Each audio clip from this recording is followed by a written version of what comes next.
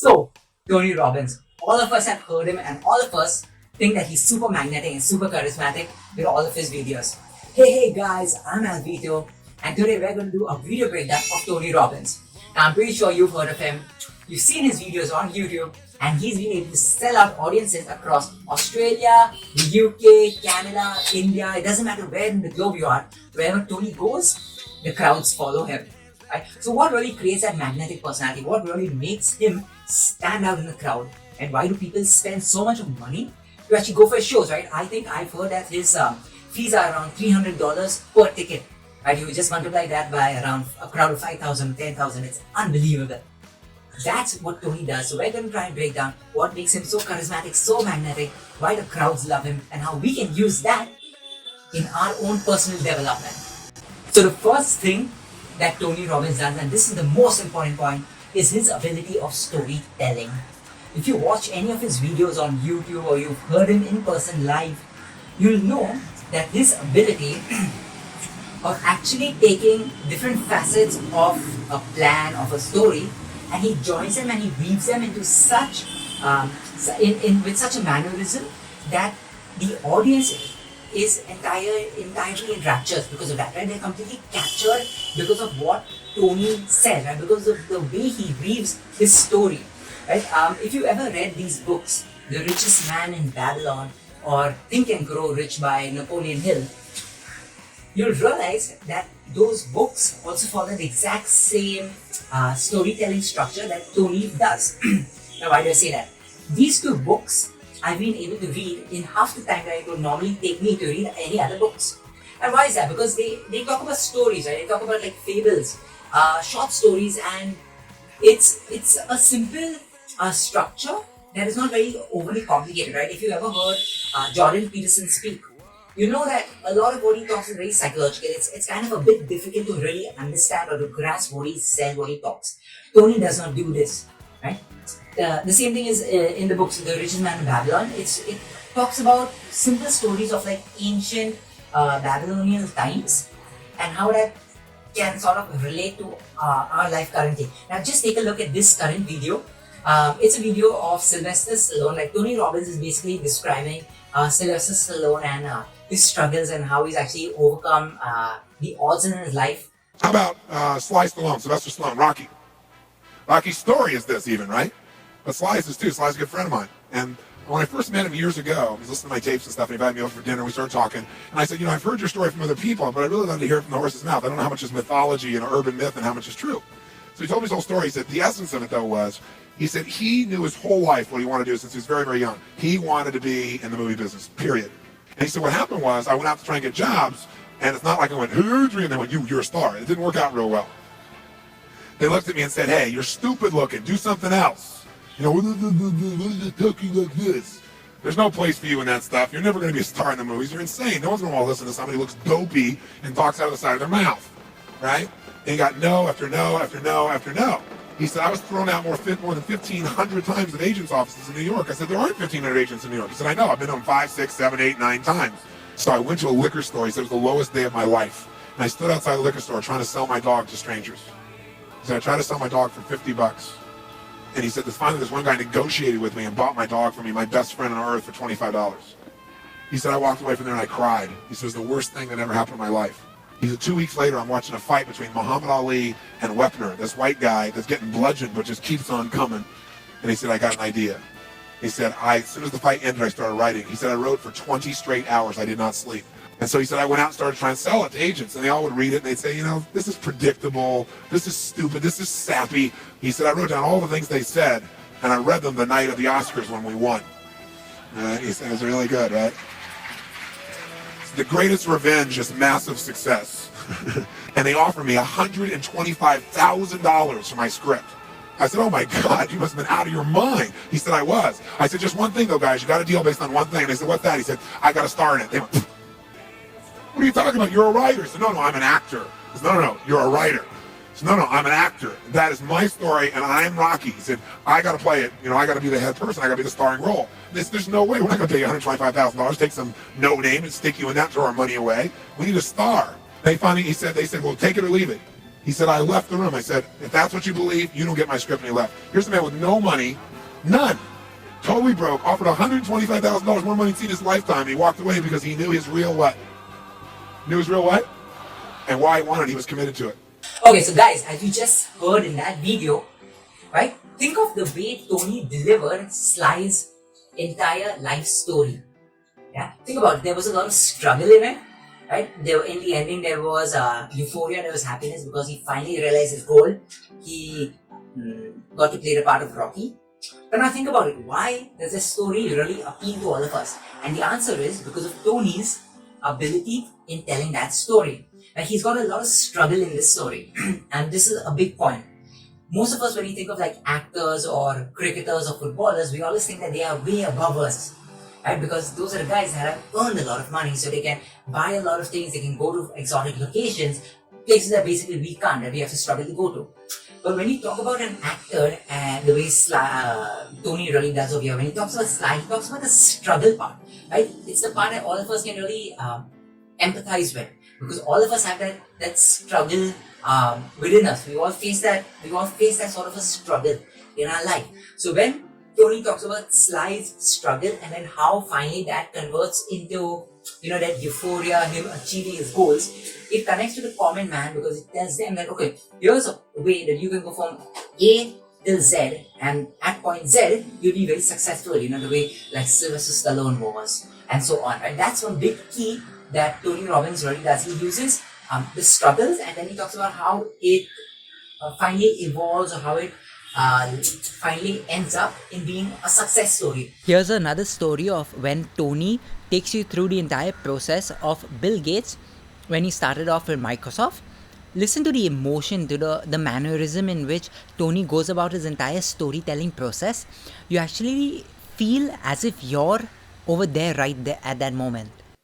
So Bill Gates is a gutsy bastard. Bill Gates has the guy took big risks. He was at Harvard, had a great education set up, wasn't doing so good, but he read a magazine article about the first personal computer called the Altair. And as he read it, he said, you know what?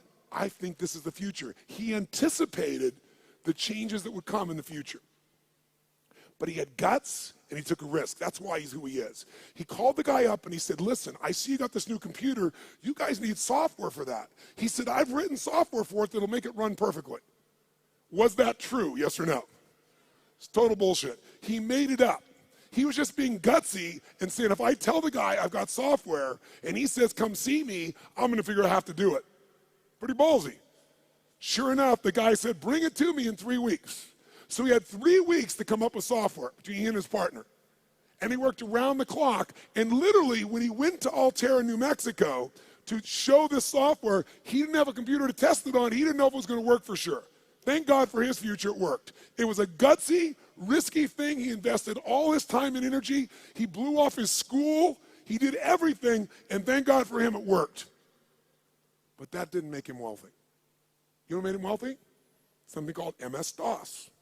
And you realize that this is the fundamentals of what Tony does, right? That's storytelling, wherein he takes someone from the struggles, or maybe he just talks about the struggles, and he finally takes him into that euphoric state.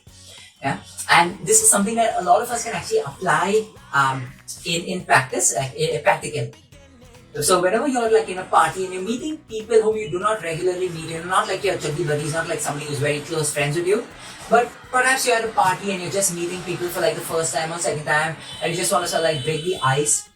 Start talking about some story, perhaps something that has happened to you or something that you've read somewhere. Like for example, if I have to talk about, some sort of like person who has gone through a lot of hardship or struggle, and that's the topic of conversation which is currently going on, I can easily talk about Nelson Mandela. Because, I've kind of like read about him. I know like he was imprisoned in so-and-so place. He was there for like 27 years, all the struggles that he went through, and through that I can sort of weave it from struggles into finally that euphoric success. And while we are doing that, right, while you're actually talking about an entire storytelling concept, just keep in mind something, and this is something which I kind of struggled with quite a bit earlier. It was how much of conversation to actually add on, layer onto it. And what really helped me kind of like see the light of day was a pizza. Now, if you think of a regular pizza, right, if you're ordering it from like say Domino's, Smoking Joe's or wherever, you never order a plain cheese pizza. You'll always add on toppings. And whether they are anchovies, extra bacon, extra sausage, cheese, extra cheese, some vegetables, mushrooms, it doesn't matter. But you always want to add on extra. So keep your conversations, right? When you're thinking about storytelling, do that. Right? You have to add on the extras. You know how we talk about in India, you're adding your own spices, your own mirch masala to the story, to the conversation. That's what you have to do. Because that is essentially what Tony does. He adds on so many emotions, or he adds in so many layers that kind of make you, the audience, react emotionally to it. Right? You start picturing, for example, when I was talking about Andre Agassi, if you know who Andre is, you start picturing him. Right? If I was talking about Bill Gates, you start imagining him. Right? So I've kind of owned real estate in your head through that visual representation. Right? That's what Tony does. His ability of telling a story is really strong. Right? So the next time you're in a conversation, just at a party, you're trying to break the ice, and you've got a story to tell, think of a pizza, right? Think of it like a conversational pizza, wherein you don't just take them from point A till M, but you take them from point A, you add in a little bit of B, a little bit of C, a little bit of D, E, F, and then you land up at M. Yeah? It's kind of like you're giving them a lot more of the emotions. You're trying to make them feel rather than just simply hear the story.